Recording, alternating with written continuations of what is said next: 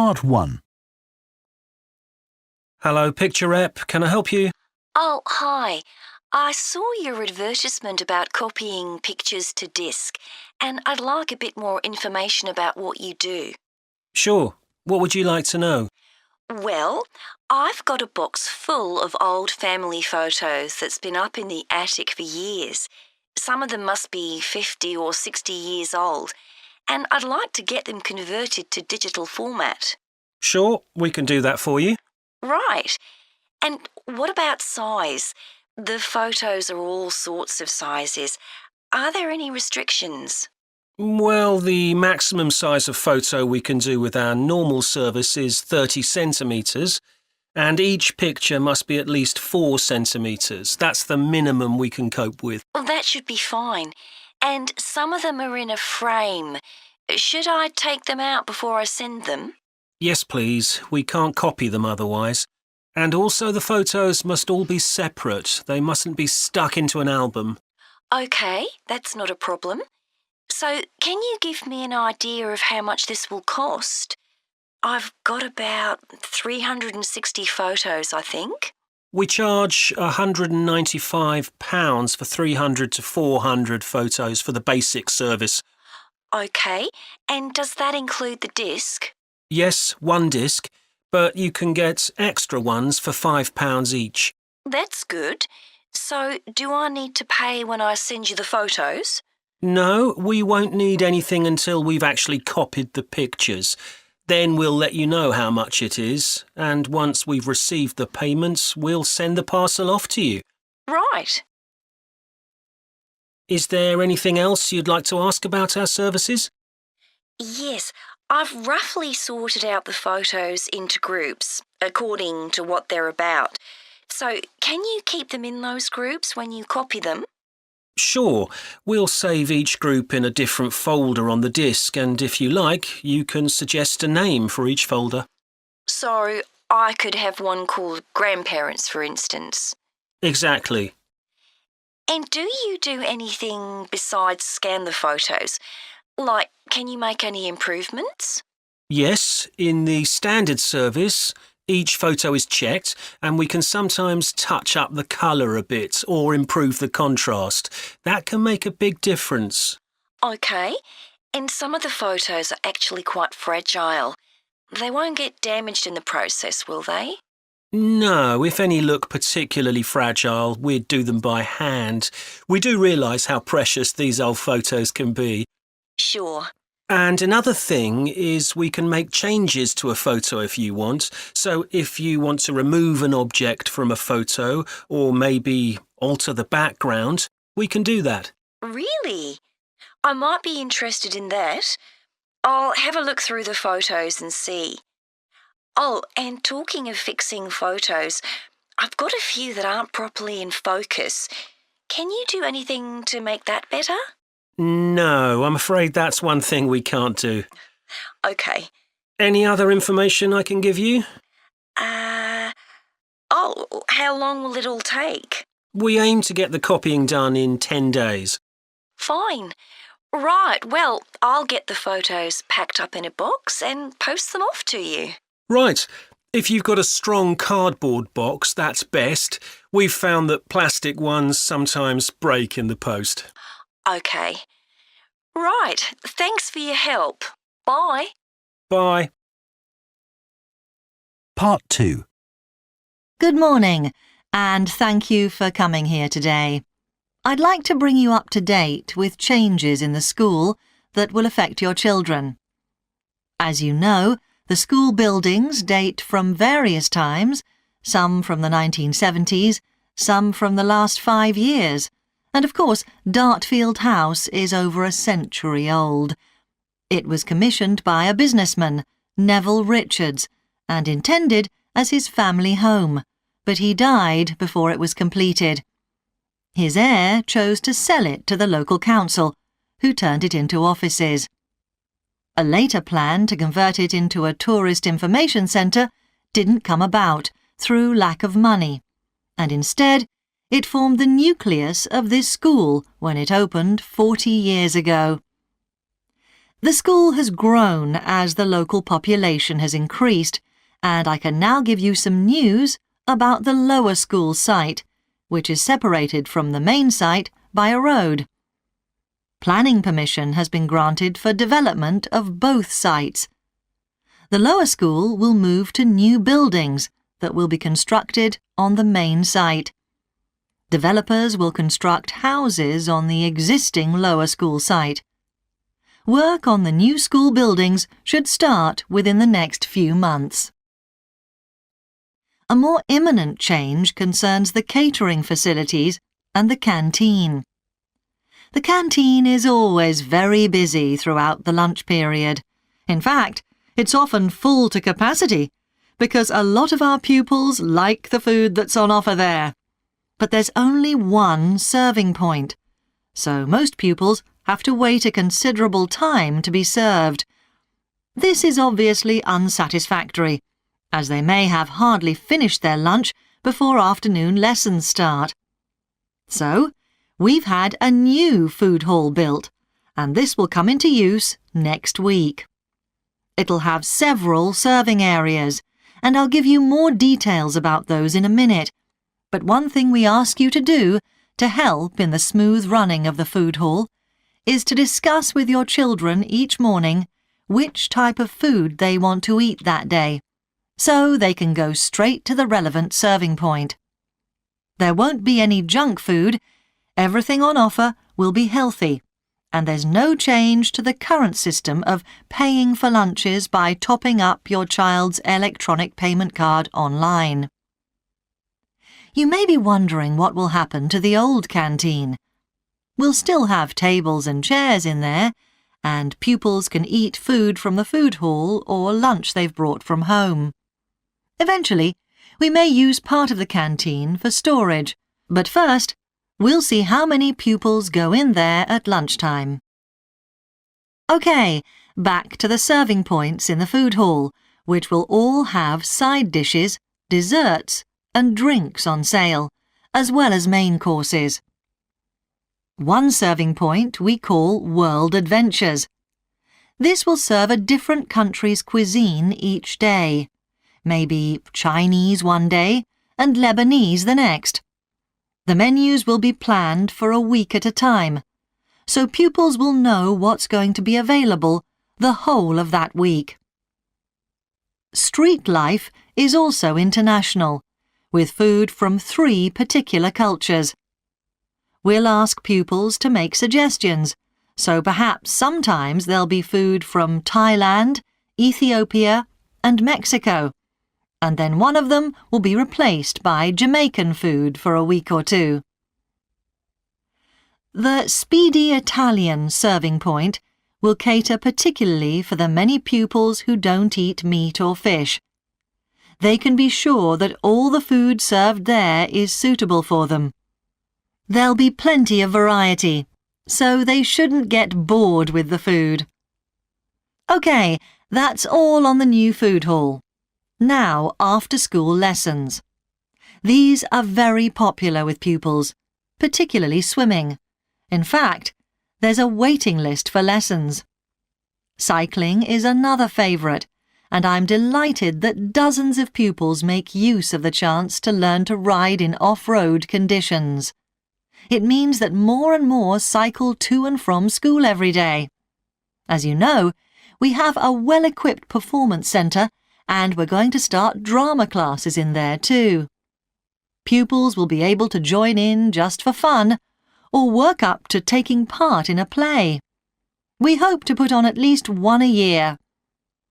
We already teach a number of pupils to use the sound and lighting systems in the centre, and a former pupil has given a magnificent grand piano to the school, so a few pupils will be able to learn at the school instead of going to the local college, as many of them do at the moment. Part 3. So, Luke, for our next psychology assignment, we have to do something on sleep and dreams. Right. I've just read an article suggesting why we tend to forget most of our dreams soon after we wake up. I mean, most of my dreams aren't that interesting anyway. But what it said was that if we remembered everything, we might get mixed up about what actually happened and what we dreamed. So it's a sort of protection. I hadn't heard that idea before. I'd always assumed that it was just that we didn't have room in our memories for all that stuff. Me too. What do you think about the idea that our dreams may predict the future? It's a belief that you get all over the world. Yeah, lots of people have a story of it happening to them. But the explanation I've read is that for each dream that comes true, we have thousands that don't, but we don't notice those. We don't even remember them. We just remember the ones where something in the real world, like a view or an action, happens to trigger a dream memory. Right. So it's just a coincidence, really. Something else I read about is what they call segmented sleeping. That's a theory that hundreds of years ago, people used to get up in the middle of the night and have a chat or something to eat, then go back to bed. So I tried it myself. Why? Well, it's meant to make you more creative. I don't know why, but I gave it up after a week. It just didn't fit in with my lifestyle. But most preschool children have a short sleep in the day, don't they? There was an experiment some students did here last term to see at what age kids should stop having naps, but they didn't really find an answer.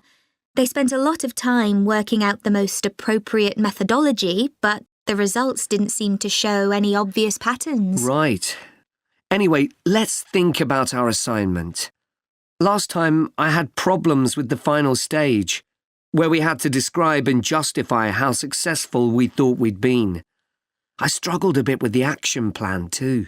I was okay with the planning, but I got marked down for the self-assessment as well. And I had big problems with the statistical stuff. That's where I really lost marks. Right. So, shall we plan what we have to do for this assignment? Okay. First, we have to decide on our research question. So, how about, is there a relationship between hours of sleep and number of dreams? Okay. Then we need to think about who we'll do the study on. About 12 people? Right. And shall we use other psychology students? Let's use people from a different department. What about history? Yes, they might have interesting dreams. Or literature students. I don't really know any. OK, forget that idea. Then we have to think about our methodology. So we could use observation, but that doesn't seem appropriate. No. It needs to be self-reporting, I think. And we could ask them to answer questions online. But in this case, paper might be better, as they'll be doing it straight after they wake up. In fact, while they're still half asleep. Right. And we'll have to check the ethical guidelines for this sort of research.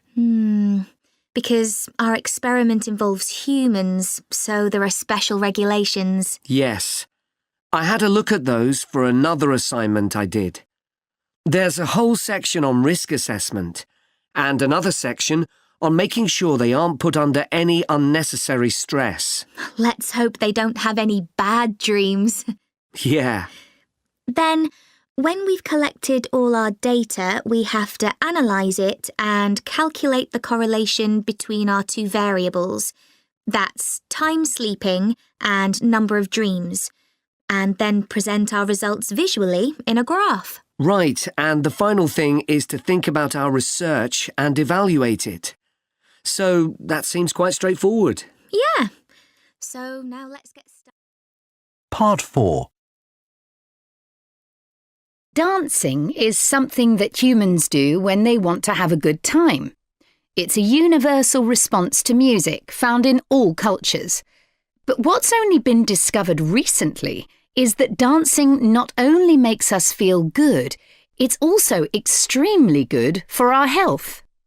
Dancing, like other forms of exercise, releases hormones, such as dopamine, which make us feel relaxed and happy. And it also reduces feelings of stress or anxiety. Dancing is also a sociable activity, which is another reason it makes us feel good. One study compared people's enjoyment of dancing at home in front of a video with dancing in a group in a studio. The people dancing in a group reported feeling happier, whereas those dancing alone did not. In another experiment, university researchers at York and Sheffield took a group of students and sent each of them into a lab where music was played for 5 minutes. Each had to choose from 3 options: to sit and listen quietly to the music, to cycle on an exercise bike while they listened, or to get up and dance. All were given cognitive tasks to perform before and after. The result showed that those who chose to dance showed much more creativity when doing problem-solving tasks. Dr. Lovett at the University of Hertfordshire believes dance could be a very useful way to help people suffering from mental health problems. He thinks dance should be prescribed as therapy to help people overcome issues such as depression.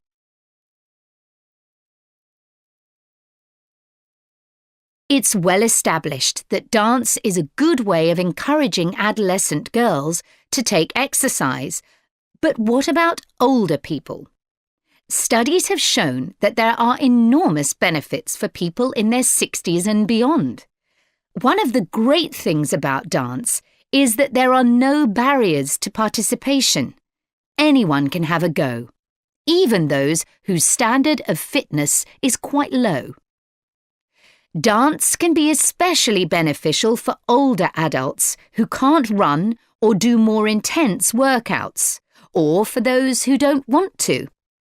One 2015 study found that even a gentle dance workout helps to promote a healthy heart. And there's plenty of evidence which suggests that dancing lowers the risk of falls, which could result in a broken hip, for example, by helping people to improve their balance. There are some less obvious benefits of dance for older people too. One thing I hadn't realised before researching this topic was that dance isn't just a physical challenge. It also requires a lot of concentration, because you need to remember different steps and routines. For older people, this kind of activity is especially important because it forces their brain to process things more quickly and to retain more information. Current research also shows that dance promotes a general sense of well-being in older participants, which can last up to a week after a class. Participants report feeling less tired and having greater motivation to be more active and do daily activities such as gardening or walking to the shops or a park. Ballroom or country dancing, both popular with older people, have to be done in groups. They require collaboration and often involve touching a dance partner, all of which encourages interaction on the dance floor. This helps to develop new relationships and can reduce older people's sense of isolation, which is a huge problem in many countries. I also looked at the benefits of Zumba. 15 million people in 180 countries now regularly take a Zumba class, an aerobic workout based on Latin American dance moves. John Porcari, a professor of exercise and sports science at the University of Wisconsin, analysed a group of women who were Zumba regulars and found that a class lasting 40 minutes burns about 370 calories. This is similar to moderately intense exercises like step aerobics or kickboxing. A study in the American Journal of Health Behaviour showed that when women with obesity did Zumba 3 times a week for 16 weeks, they lost an average of 1.2 kilos and lowered their percentage of body fat by 1%. More importantly, the women enjoyed the class so much that they made it a habit and continued to attend classes at least once a week. Very unusual for an aerobic exercise program. Dance is never going to compete with high-intensity workouts when it comes to physical fitness gains, but its popularity is likely to keep on rising because it's such a fun way to keep fit.